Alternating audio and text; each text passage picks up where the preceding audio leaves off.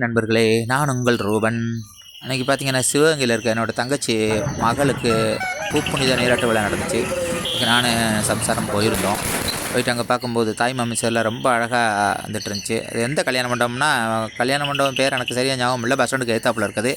எதிர்த்தாப்புல இருக்க கல்யாண மண்டபம் பேர் தெரிஞ்சுன்னா அவங்களுக்கு கமெண்ட்டில் சொல்லுங்கள். அதேமாதிரி தாய் மாமிசர் அழகாக சமைச்சிட்டு வரும்போது ஒரு பாட்டு போட்டிருந்தாங்க. அது என்ன பாட்டுன்னு நீங்களே கமெண்ட்டில் சொல்லுங்கள். அப்படியேவும் வந்துடும்போது உள்ள தாய் மாமன்களுக்கு சீர் எடுக்கிறக்காக என் தங்கச்சி ஆரத்தட்டை வச்சு அழகாக ஆரத்தி எடுத்து வரவேற்பு கொடுத்துட்ருந்தாங்க. அதையும் பார்த்துட்டு அது 3வது மாடியில் தான் ஃபங்க்ஷன் நடந்துச்சு. அந்த 3வது மாடிக்கு எல்லோரும் ஏறி போயிட்டு அப்படியே வந்துட்டு இருந்தாங்க. அப்படியே நாங்களும் உள்ளே ஏறி போயிட்டு பார்க்கும்போது என்னோடய தங்கச்சி மகளை அழகாக சிலையாக வடித்து வச்சுருந்தாங்க. அதையும் பார்த்துட்டு அப்படியே அங்கே கூட்டம் நிறைய இருந்துச்சு. அந்த கூட்டத்தையும் ஒரு காட்டிட்டு அப்படியேவும் அங்கே இது வச்சுருந்தாங்க. என்னதுன்னா தாம்பூலத்தட்டு.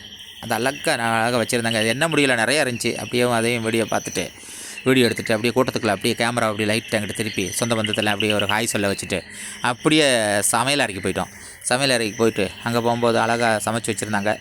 சாப்பாட்டு வேலையை பிடிச்சிட்டு எல்லாத்துலேயும் கொஞ்சம் கொஞ்சம் சாப்பிட்டு டேஸ்ட்டை பார்த்துட்டு நாங்கள் பாட்டுக்கு கிளம்பி வந்துட்டோம். இந்த வீடியோ பிடிச்சிருந்தால் லைக் பண்ணுங்கள், ஷேர் பண்ணுங்கள், கமெண்ட் பண்ணுங்கள். மறக்காம வீடியோ சப்ஸ்கிரைப் பண்ணி பெல் பட்டனை அமர்த்துங்க. நன்றி, வணக்கம்.